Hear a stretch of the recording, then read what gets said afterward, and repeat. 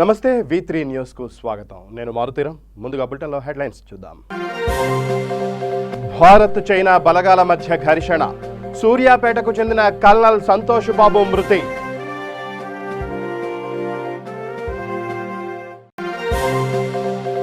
Lockdown సడలింపు తర్వాత దేశ ఆర్థిక వ్యవస్థ క్రమంగా పుంజుకుంటోంది. ముఖ్యమంత్రుల సమావేశంలో ప్రధాని మోడీ వెల్లడి. గ్రామాలను పరిశుభ్రంగా ఉంచండి. జిల్లా కలెక్టర్ల సమావేశంలో ఆదేశించిన సీఎం కేసీఆర్.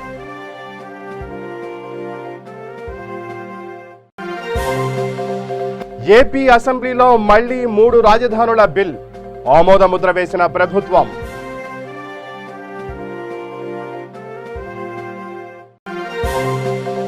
ప్రభుత్వం ప్రవేశపెట్టిన బడ్జెట్ రాష్ట్ర ప్రయోజనాలని దెబ్బతీసే విధంగా ఉంది ఆరోపించిన ప్రతిపక్ష నేత చంద్రబాబు.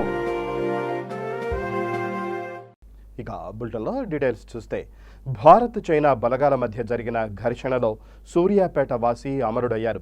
భారత్ చైనా బలగాల మధ్య జరిగిన ఘర్షణలో మృతి చెందిన 3 సైనికుల్లో తెలంగాణ రాష్ట్రం సూర్యాపేటకు చెందిన వ్యక్తి ఉన్నారు. సరిహద్దులో చనిపోయిన కల్నల్ సంతోష్ బాబు సూర్యాపేట వాసి. ఆయన వయసు 33 సంవత్సరాలు. ఈ ఘటన అనంతరం కల్నల్ సంతోష్ బాబు మృతి చెందినట్లు అధికారులు కుటుంబ సభ్యులకు సమాచారం అందించారు. సంతోష్ బాబు ఏడాదిన్నరగా సరిహద్దులో విధులు నిర్వహిస్తున్నారు. సంతోష్ బాబు మృతిపై ఆయన తల్లి మంజుల స్పందించారు. తన కుమారుడు సంతోష్ బాబు దేశం కోసం పోరాడి అమరుడైనందుకు సంతోషంగా ఉందని తల్లి మంజుల తెలిపారు.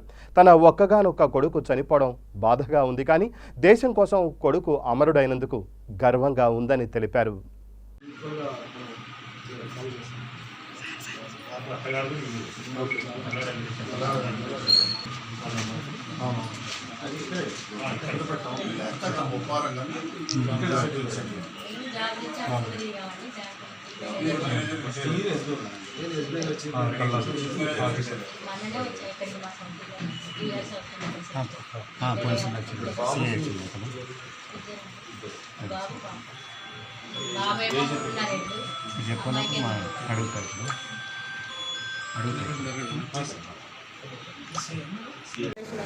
మా కోడలు అక్కడే ఉంది, ఢిల్లీలో ఉంది ప్రస్తుతం. ఆమె చెప్పింది. వాళ్ళు కూడా ఇచ్చారు. వాళ్ళు కూడా కల్నల్ సంతోష్ బాబు అని చెప్పేసి చెప్పారు. అంటే మీకు ఎట్లా అనిపిస్తుంది ఇట్లా ఈ విధంగా జరిగింది కదా? ఒకవైపు బాధగా ఉంది, ఒకవైపు సంతోషం. దేశం కోసం నా కొడుకు ఇచ్చిన, కానీ తల్లిగా బాధపడుతుంది. ఒక్కడే బాబు నాకు. ఏం పేరండి మీ పేరు? ఏం పేరు? నా పేరు మంజుల. ఒకటే బాబా అండి? ఒక్కడే బాబు. ఒక బాబు. మీకు ఎప్పుడు సమాచారం ఇచ్చారండి? ఎట్లా? మా కోడలికి నైట్ తెలుసంట, నాకు మాత్రం మధ్యాహ్నం చెప్పింది. నేను తట్టుకోలేనని చెప్పేసి మధ్యాహ్నం 2 గంటలకు నాకు చెప్పింది. లాక్డౌన్ సడలింపు తర్వాత దేశ ఆర్థిక వ్యవస్థ క్రమంగా పుంజుకుంటోందని ప్రధాని మోడీ అన్నారు. కరోనా టెస్టింగ్, ట్రేసింగ్తో పాటు ఆర్థిక కార్యకలాపాలను వేగవంతం చేయాల్సిన అవసరం ఉందని స్పష్టం చేశారు. కరోనా కట్టడిపై ప్రధాని పలు రాష్ట్రాల ముఖ్యమంత్రులతో వీడియో కాన్ఫరెన్స్ నిర్వహించారు. ఆయా రాష్ట్రాల్లో కరోనా వ్యాప్తి, ఆర్థిక స్థితిగతులను సమీక్షించారు. సమయానుగుణంగా కీలక నిర్ణయాలు తీసుకోవడం వల్ల కరోనాను కట్టడి చేయగలిగామని ఆయన అన్నారు. కరోనా ఇంతటితో అయిపోలేదని, మరింత అప్రమత్తంగా ఉండాల్సిన అవసరం ఉందని సీఎంలకు సూచించారు. అన్లాక్ 1 తర్వాత దేశ ఆర్థిక వ్యవస్థ క్రమంగా కోలుకుంటోందని తెలిపారు. దేశంలో కరోనా విజృంభిస్తున్న నేపథ్యంలో మాస్కు లేకుండా ప్రజలు బయటకు వెళ్లకూడదని విజ్ఞప్తి చేశారు.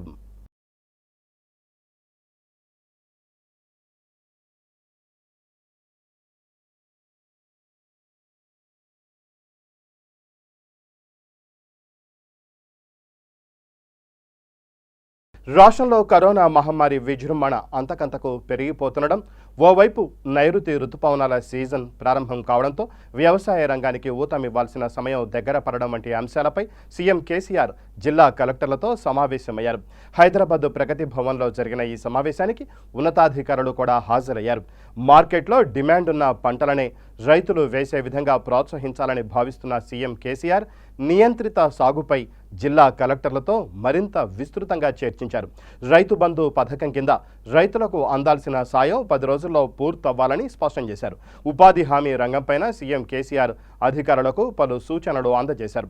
కరోనా వ్యాప్తిని దృష్టిలో ఉంచుకొని ప్రతి గ్రామం ప్రతిరోజు శుభ్రం కావాల్సిందేనని అన్నారు. ఇప్పుడు కాకపోతే ఇంకెప్పుడు గ్రామాలు బాగుపడవని సీఎంనైన తనతో సహా అధికారులందరికీ గ్రామాలను పరిశుభ్రంగా ఉంచడం, అభివృద్ధి చేయడం మించిన పని మరొకటి లేదని వివరించారు. గ్రామీణ ప్రాంతాల్లోని వారు జాతీయ ఉపాధి హామీ పథకాన్ని పక్కా ప్రణాళికతో ఉపయోగించుకోవాలని తెలిపారు.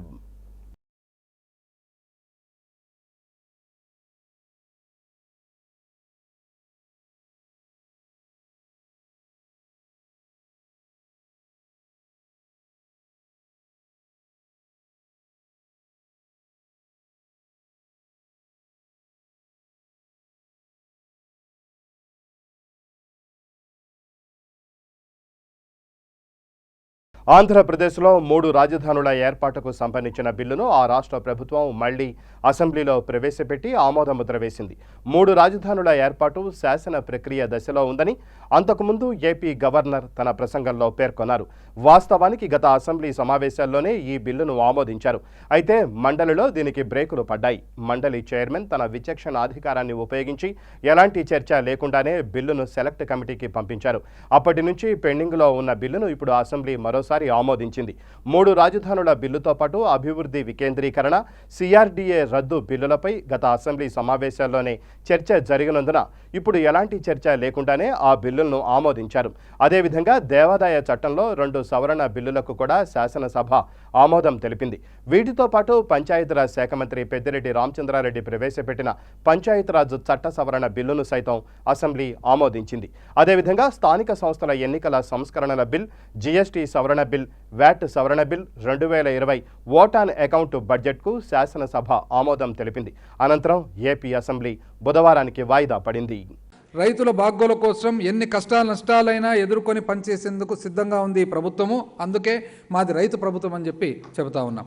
2019 doctor YSR Rythu Bharosa PM Kisan పథకం 2019 అక్టోబర్ 15న ప్రారంభించడం జరిగింది.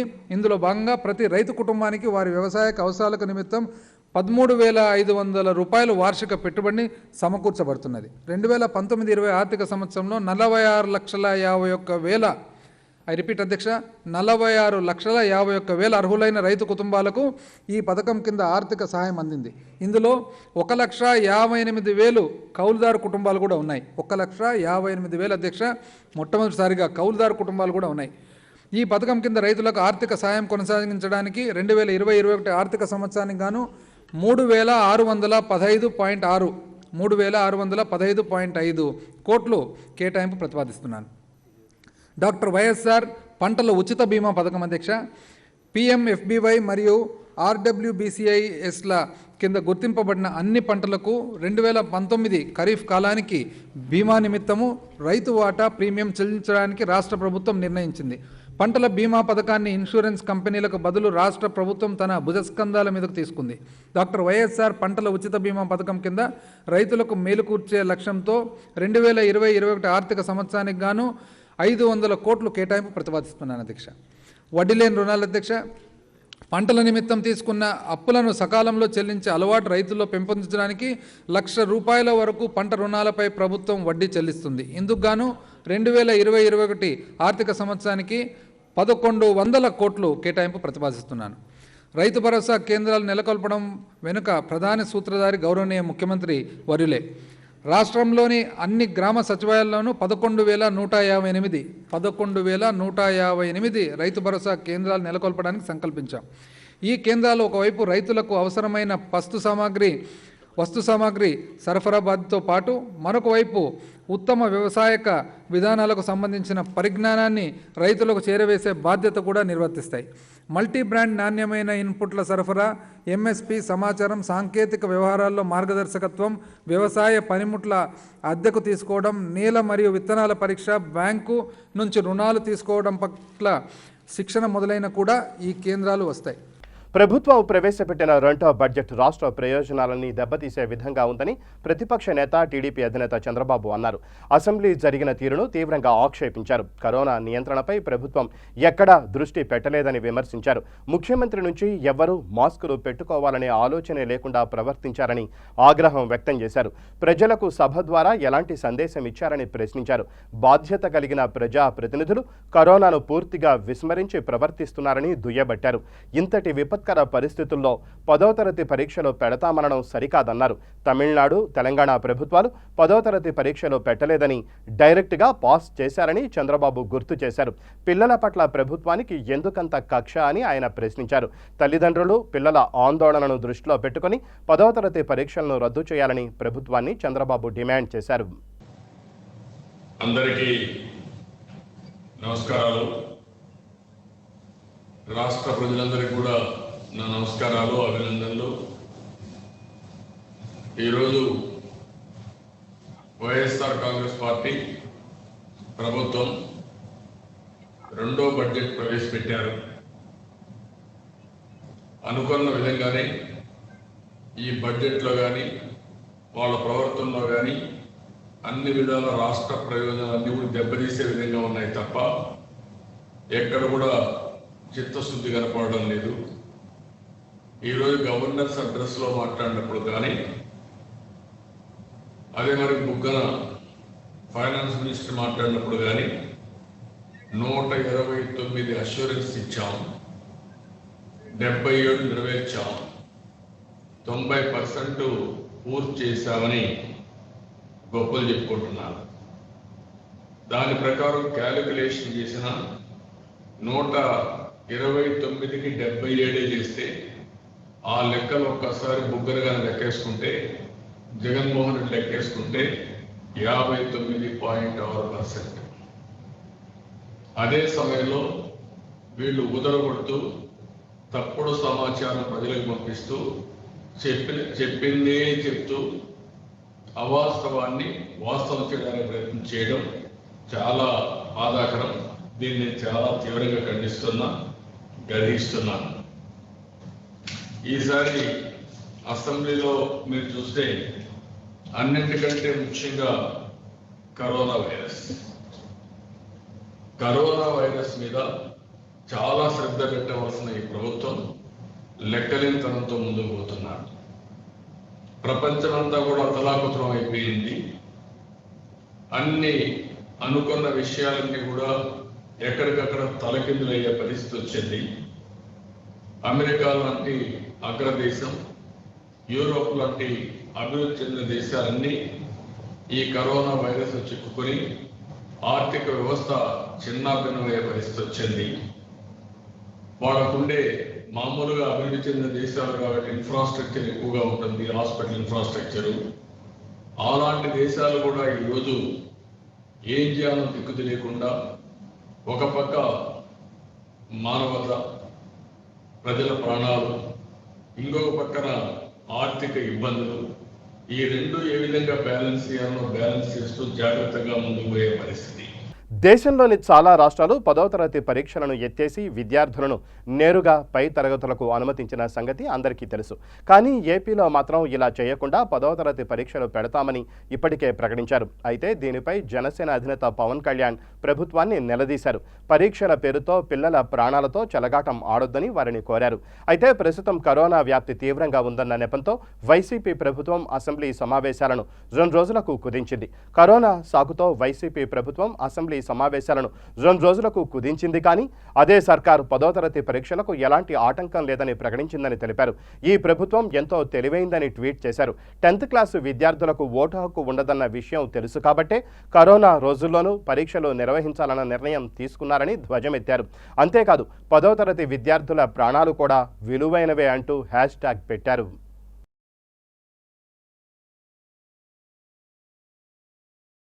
వైసీపీలో చేరాలని తనను బతిమాలుకుంటేనే ఆ పార్టీలో చేరానని అంతకుముందు ఎన్నోసార్లు అడిగితే చీ కొట్టానని నరసాపురం ఎంపీ రఘురామ కృష్ణంరాజు చేసిన వ్యాఖ్యలకు మంత్రి పేర్ని నాని కౌంటర్ ఇచ్చారు.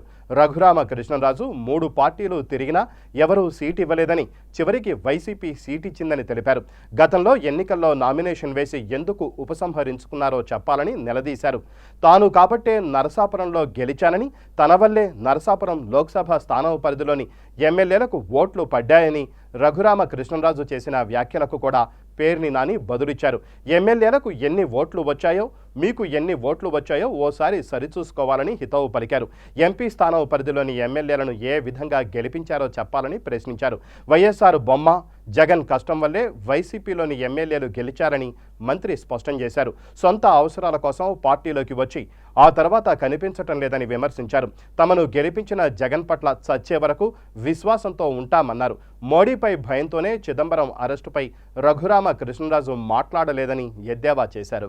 ప్రయత్నం చేశారు, చంద్రబాబుని కలిశారు. చంద్రబాబు నాయుడు గారు దగ్గర నుంచి ఎందుకు మళ్ళీ బీజేపీ కండువా కప్పుకున్నారో మీకే తెలియాలి. అంటే ఎక్కడ ప్రయత్నం చేసినా మీరు నిజంగా అంత ఘనమైన యశస్సు మీకు ఉంటే, ఘనమైన కీర్తి మీకు నరసాపురంలో ఉండుంటే 2014లో 3 పార్టీల్లో తిరిగినా కూడా ఏ పార్టీ మీకు టికెట్ ఇచ్చి నుంచోపెట్టలేదంటే మరి మన పరిస్థితి ఏంటో ఒకసారి మనం అర్థం చేసుకోవాల్సిన అవసరం ఉంది. తమరు ఆ రోజున నామినేషన్ వేసి విత్డ్రా చేశారు. 3 పార్టీలకి ఏ పార్టీకి వేశారో కూడా నేను చెప్పక్కర్లా, మీకే గుర్తుంది. అంటే నామినేషన్ వేసి మనం అంత ఘనం, అంత పోటుగాళ్ళం అయితే మనం ఎందుకు విత్డ్రా చేసాం? టీడీపీకి నామినేషన్ వేసాం, బీజేపీకి నామినేషన్ వేసాం, ఇండిపెండెంట్గా నామినేషన్ వేసాం. ఇన్ని పార్టీలకి నామినేషన్, ఇన్ని రకాలుగా టీడీపీకి బీజేపీకి నామినేషన్ వేసి మనం ఎందుకు విత్డ్రా అయ్యాం? అసలు ఆడి పార్టీ ఈడి పార్టీ ఎందుకు? అసలు నీకు ఒక ఫ్యాన్ గుర్తా, సైకిల్ గుర్తా, పువ్వు గుర్తా, ఇవన్నీ ఎందుకు? అసలు మన సొంత గుర్తోటి పెట్టుకోవచ్చు, సొంత పార్టీ పెట్టుకోవచ్చు కదా. మనం అంత పోటుగాళ్ళం అయితే ఆడి పంచం ఈడి పంచం చేరాల్సిన పనే ఉంది. ఎవడో పార్టీ పెడితే జగన్మోహన్ రెడ్డో, వెంకయ్యో, పుల్లయ్యో, లేకపోతే బీజేపీనో, లేకపోతే టీడీపీ పార్టీ పెడితే వాళ్ళ దగ్గర చేరాల్సిన అవసరం ఉంది మనకి. ఇవాళ మొన్న గడిచినటువంటి ఎన్నికల్లో మీరు ఎలా చేరారు? మీరు చేరతానికి ప్రయత్నం చేస్తే జగన్మోహన్ రెడ్డి గారు ఎన్ని షరతులు పెట్టాడు? మీ అందరం ప్రత్యక్ష సాక్షులు. మీరందరూ కూడా ఇక్కడ ఉన్నటువంటి ఈ వ్యక్తులందరినీ ఎంత బతిమాలారో, ఈయన ఎంత బతిమాలారో, నన్ను జగన్ గారి దగ్గర ఒకసారి కలపండి, పాత క్షమాపణలు చెప్పుకుంటానని చెప్పని ప్రసాదరాజు గారిని, లేదా కారుమూరి నాగేశ్వరరావు గారిని, లేదా జిల్లాలో మిగతా ఎంతమందిని మీరు బతిమాలారో నన్ను ఒక్కసారి జగన్ గారికి కల్పించండి, నేను చెప్పుకుంటానని చెప్పని ఆ రోజు మాట్లాడి, ఇవాళ ఈ రకంగా మాట్లాడటం అది మీకు తప్పితే ఇంక అసలు నాకు తెలిసి ఎవరికి సాధ్యం కాదు. అది మీ ఒక్కడి వల్లే ఇలా మాట్లాడగలటం సాధ్యం అవుతుంది. ఇవాళ ఇంకోటి చెప్తున్నారు, నేను చాలామందిని గెలిపించానని చెప్పని. ఒకసారి మీ ఎమ్మెల్యేలతో ఒకసారి కూర్చోండి. తణుకులో మీకు ఎన్ని వచ్చినాయి, కానుమూరి నాగేశ్వరరావుకి ఎన్ని ఓట్లు వచ్చినాయి, గంధిసీని గారికి ఎన్ని ఓట్లు వచ్చినాయి, మీకు ఎన్ని ఓట్లు వచ్చినాయి, ఆచంట్లో రంగరాజు గారికి ఎన్ని ఓట్లు వచ్చినాయి, మీకు ఎన్ని ఓట్లు వచ్చినాయి, లేకపోతే కొట్టు సత్యనారాయణ గారి దగ్గర ఆయనకి ఎన్ని వచ్చినాయి, మీకు వచ్చినాయి. ఒకసారి కూర్చుంటే తేలుతుంది కదా. ఏమి చెరిగిపోయే అక్షరాలు కాదు కదా. ఒక్కసారి ఇంటర్నెట్లో కొడితే ఎవరెవరికి ఎన్ని ఓట్లు వచ్చినాయి వస్తాయి కదా. ఎవరెవరికి ఎన్ని ఓట్లు వస్తే మరి మీకు తెలియాలి కదా. మరి భీమవరం చూసుకుంటే మరి గంధిసీని గారికి 70,642 ఓట్లు వస్తే మీకు 66,561 ఓట్లు వచ్చినాయి. ఉండిలో ఓడిపోయిన ఎమ్మెల్యే క్యాండిడేట్కి 71,741 వస్తే మీకు 68,138 వచ్చింది.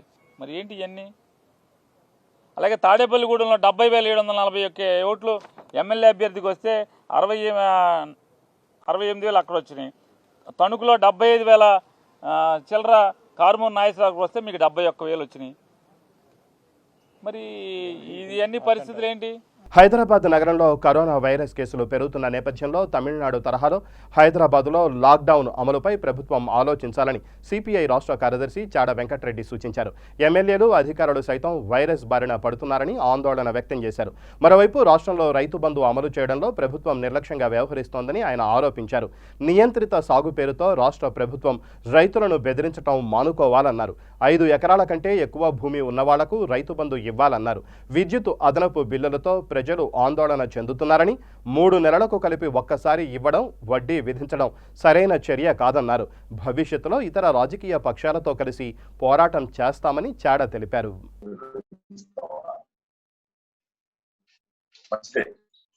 అయితే ప్రధానంగా రైతు బంధుకు సంబంధించి ఆయన అసలు నా భూతో నా భవిష్యత్తు అంటే ప్రపంచంలో ఎక్కడ ఎవరు చేయలేదు, భారతదేశం ఎవరు చేయలేదు, నేను బాగా చేస్తున్నాను చెప్తాను. అసలు ఆయన రైతు బంధు వల్ల చాలా మంది భూస్వాములకి అలాగే ఎన్ఆర్ఐలకి కూడా రైతు బంధు తర్వాత పోయిన వర్షాకాలం వరకు ఖరీఫ్ వరకు రైతు బంధు ఇచ్చారు.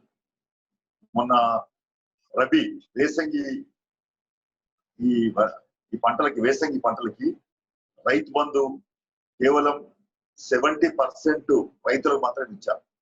30% రైతులకు ఇప్పటికీ ఇయ్యలేదు. దానికి కారణం ఏంటంటే 5 ఎకరాల లోపు ఉన్న రైతులకు ఇచ్చారు, 5 ఎకరాల పైబడి ఉన్న రైతులకు ఇవ్వలేదు. అయితే ప్రభుత్వ వైఖరి జనరల్ గా సన్నకారు చిన్నకారు రైతులకి ప్రోత్సాహకాలు ఇవ్వాలని ఒక కాన్సెప్ట్ ఒక దృక్పథం ఉన్నది. సందర్భంలో కూడా మనం కార్డు ఇచ్చినప్పుడు కూడా ఆదాయం చూసి కార్డు ఇస్తాం. అలాగే వీళ్ళ సంపదను బట్టి లేదా వీళ్ళకుండే భూమిని బట్టి వీళ్ళకుండేటువంటి ఆదాయం బట్టి మనం వీళ్ళకు కూడా వెసులుబాటు ఇవ్వాలి. నేను ప్రత్యేకంగా ముఖ్యమంత్రి చెప్పాను, దీన్ని కొంచెం చర్చించాలా, మీటింగ్ చేసుకోవాలంటే బాగుంటుందని చెప్పినా వినలేదు. అందరికి ఇస్తాను, అందరికి ఇచ్చి ఇప్పుడు మొత్తం డబ్బులు ఇంకా విడుదల చేయలేదు. 70% వరకు ఇచ్చారు. అందులో 30% సంఖ్య తక్కువనే ఉంటుంది, ఎందుకంటే 6 ఎకరాల పైబడి ఉన్నటువంటి వాళ్ళు. కానీ సమస్య ఏమైందంటే 25% మంది వాళ్ళు ఉంటారు, కానీ 30% మొత్తం ఈ రైతు బంధు అప్రాక్సిమేట్ చెప్తా ఉన్నారు. 40% కూడా ఉండొచ్చు కొన్ని మండలంలో. ఒక మండలం ఎగ్జాంపుల్ తీసుకుంటే నాకు చిగురుమాడి మండలం ఎగ్జాంపుల్ తీసుకుంటే అక్కడ 9,896, అందులో వీళ్ళు మొన్న ఇచ్చింది 8,034 మంది. ఈ 9,896 రైతులకు 11,11,99,00,000 ఇవ్వాలి, కానీ వీళ్ళు ఇచ్చింది 8,12,12,00,000. అంటే ఇంకా 3,82,00,000 రైతు బంధు కింద అక్కడ బకాయి ఉన్న రైతులకి. అంటే ఇలాంటి పరిస్థితులు ఒక ఎగ్జాంపుల్, ఒక అన్నం ఉడికిందని మెతుకులు ముంచడం కాబట్టి ఒక ఎగ్జాంపుల్ చెప్తాను. రైతు బంధు పథకం యొక్క ధర్మపురి పట్టణ కేంద్రంలో మహా డ్రైనేజ్ నిర్మాణ పనులు మరియు పారిశుధ్య పనులను సంక్షేమ శాఖ మంత్రి కొప్పుల ఈశ్వర్ పరిశీలించారు. జరుగుతున్న పారిశుధ్య పనులపై అసంతృప్తి వ్యక్తం చేసి నిర్మాణ పనులపై నిర్లక్ష్యం, జాప్యం చేస్తే చర్యలు తప్పవని అధికారులను హెచ్చరించారు. వర్షాకాలాన్ని దృష్టిలో పెట్టుకుని మిషనరీల సంఖ్య పెంచి త్వరితగతిన పనులను పూర్తి చేయాలని అధికారులను ఆదేశించారు. ఈ నెల 20వ తేదీన చేపట్టబోయే హరితహారంలో భాగంగా గోదావరి ఒడ్డున 5,000 మొక్కలు నాటేందుకు ప్రణాళిక రూపకల్పన చేయాలని ఆదేశించారు. ఈ కార్యక్రమంలో DCMS chairman Ellala Srikanth Reddy, MPP Chittibabu, municipality chairperson Sangi Sattamma తదితరులు పాల్గొన్నారు.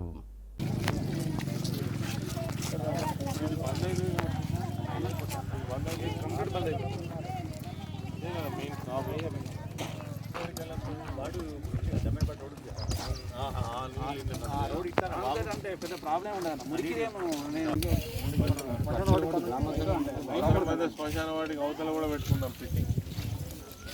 లైన్ పెట్టండి, అన్ని పెట్టండి. ఇట్లనే ఇప్పుడు అవుతుంది కదా. నమస్తే, ఇంట్లో ఉన్నదా? అవునా, మీకు అదే బార్డర్ అనుకోండి, కిందికి రాకూడదు. అదే బార్డర్ మీరు ఫిట్టింగ్ చేసేది. అదే బార్డర్ అట్నే పోవాలి. విఐపి కార్డు రోజు తప్పకుండా చేయాలి. ఈ కారణంగా నేను చెప్పక చేయక చూస్తా, 1000% సస్పెండ్ చేపిస్తా. తర్వాత మీ కరోనాతో చేతి వృత్తులు కులవృత్తులు పూర్తిగా దెబ్బతిన్నాయని వీరికి ఆర్థిక చేయూతనిచ్చి ఆదుకోవడానికి ప్రతి కుటుంబానికి 25,000 రూపాయల ఆర్థిక సహాయం మంజూరు చేయాలని రాష్ట్ర బీసీ విద్యార్థి సంఘం వర్కింగ్ ప్రెసిడెంట్ గోదా అరుణ్ యాదవ్ డిమాండ్ చేశారు. గజ్వేల్లో ఆయన మాట్లాడుతూ మంగళవారం నాడు నిరాహార దీక్షకు కూర్చునే సమయంలో పోలీసులు సంఘటనా స్థలానికి చేరుకొని దీక్ష జరగకుండా పోలీస్ స్టేషన్కు తరలించాలని తెలిపారు. గాంధీ హాస్పిటల్లో మెరుగైన వైద్యం అందించాలని, వైద్యులకు తగిన సౌకర్యం కల్పించాలని, కరోనా వైరస్ మహమ్మారి వ్యాధిని ఆరోగ్యశ్రీ పథకంలో చేర్చి పేదలను ఆదుకోవాలని ప్రభుత్వాన్ని కోరారు. ఈ కార్యక్రమంలో ప్రవీణ్ కుమార్, మండల అధ్యక్షులు వల్లెప్పు నరసింహులు, దేశెట్టి యాదగిరి, శ్రీనివాస్ యాదవ్ తదితర నాయకులు పాల్గొన్నారు. కొంచెం ఇట్లా పైకి అంటే బ్రైట్నెస్ అవుతుంది. కరోనా లాక్డౌన్తో ఉపాధి కోల్పోయిన చేతి కుల వృత్తులకు ప్రభుత్వం నుండి ప్రతి కుటుంబానికి 25,000 రూపాయల ప్యాకేజు, అదేవిధంగా తెలంగాణ రాష్ట్ర వ్యాప్తంగా 10,000 కోట్ల రూపాయల ప్యాకేజీని ప్రకటించాలని చెప్పి తెలంగాణ బీసీ సంక్షేమ సంఘం జాతీయ అధ్యక్షులు ఆర్ కృష్ణయ్య గారు ఈరోజు 16న దీక్ష తెలంగాణ రాష్ట్ర వ్యాప్తంగా దీక్షలు కూడా చేపట్టాడు. అందులో భాగంగానే సీఎం నియోజకవర్గమైనటువంటి గజ్వేల్లో ఈరోజు పోలీసులు రౌడీయిజం చేసి, గుండాయిజం చేసి అక్కడ దీక్షకు సాంఘీభావం తెలియకుండా అరెస్టు చేయడము చాలా అన్యాయం అని చెప్పి మేము ఇక్కడ హెచ్చరిస్తున్నాం. దీంతో ఇక్కడ కరోనా లాక్డౌన్ వల్ల వృద్ధులు, వికలాంగులు కానీ, అదేవిధంగా ప్రజలు కానీ తినడానికి తిండి లేదు, ఉండడానికి కట్టుకోవడానికి గుడ్డ లేదు. అయినటువంటి తెలంగాణలో ఏమాత్రం సాయం చేస్తున్నారని చెప్పి ఈ రాష్ట్ర ప్రభుత్వానికి మేము డిమాండ్ చేస్తూ ఉన్నాం. కాబట్టి తక్షణమే మన ఆర్ కృష్ణన్న గారు చెప్పినట్టు ప్రతి కుటుంబానికి 25,000 రూపాయల ప్యాకేజీ ఇస్తే ఇక్కడ ఉన్నటువంటి తెలంగాణ రాష్ట్రంలో ఉన్నటువంటి ప్రజలకందరికీ, అన్ని కుటుంబాలకు న్యాయం జరుగుతుందని చెప్పి మేము బీసీ సంఘం తరఫున మేము డిమాండ్ చేస్తూ ఉన్నాం. బీసీ సంక్షేమ సంఘం జాతీయ అధ్యక్షుడు ఆర్ కృష్ణయ్య ప్రియ శిష్యులు కీసర ప్రవీణ్ జన్మదినం సందర్భంగా గజ్వేల్లోని ఆశాజ్యోతి అనాథ హాస్టల్లో విద్యార్థులకు, చిన్నారులకు పండ్లు పంపిణీ చేశారు. ఈ కార్యక్రమంలో Goda Arun Yadav, Praveen Narasimhulu, hostel father Florence Yadagiri విద్యార్థులు పాల్గొన్నారు. కరోనా లాక్డౌన్ వల్ల మనందరికీ కుల చేతి వృత్తిదారులకు ప్రతి కుటుంబానికి 25,000 రూపాయలు ఆర్థికంగా ప్రభుత్వం నుండి మన ఎల్బీ నగర్ మాజీ ఎమ్మెల్యే బీసీ సంక్షేమ సంఘం జాతీయ అధ్యక్షులు ఆర్ కృష్ణయ్య గారి ప్రియా శిష్యులు ప్రవీణ్ అని చెప్పి అతనిది వల్ల ఒక బర్త్డే ఉండే, ఈరోజు పుట్టినరోజు. కాబట్టి ఈ లాక్డౌన్ వల్ల మేము ఆఫీస్లో అక్కడ చేయలేకపోతున్నాం. కాబట్టి ఇటువంటి ఒక ఆశ్రమంకి వచ్చి విద్యార్థులకు కొన్ని ఫ్రూట్స్ వంచితే బాగుంటుందని చెప్పి నేను మీ వద్దకి రావడం జరిగింది.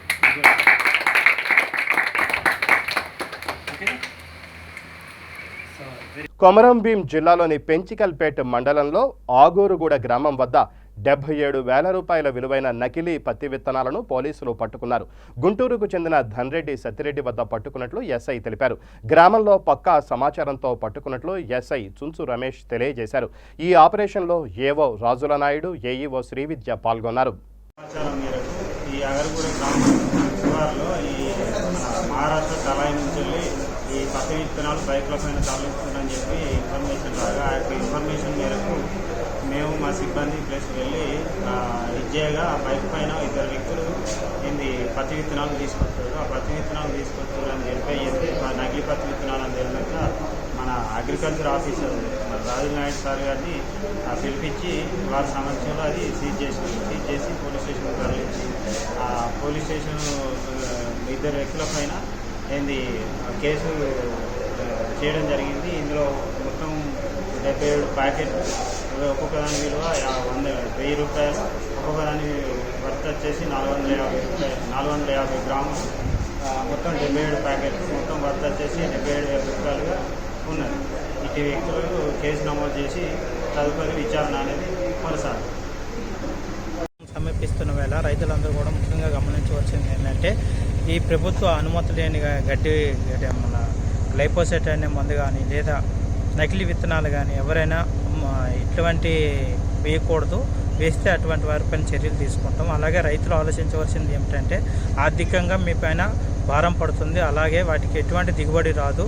భూమి మరియు వాతావరణం కలుషితమై మొత్తం చాలా వరకు ఇబ్బందులు ఎదురవుతాయి. కాబట్టి రైతులందరూ కూడా వ్యవసాయ అధికారుల సూచనలు పాటించి విత్తుకోవాలని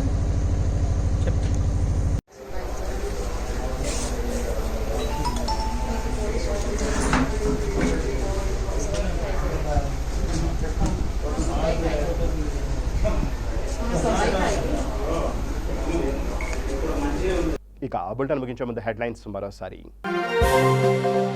భారత్ చైనా బలగాల మధ్య ఘర్షణ, సూర్యాపేటకు చెందిన కల్నల్ సంతోష్ బాబు మృతి.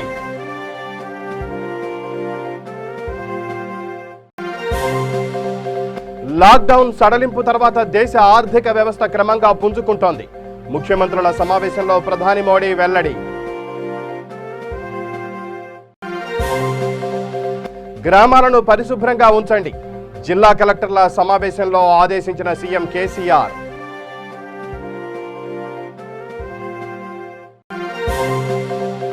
ఏపీ అసెంబ్లీలో మళ్లీ 3 రాజధానుల బిల్, ఆమోద ముద్ర వేసిన ప్రభుత్వం.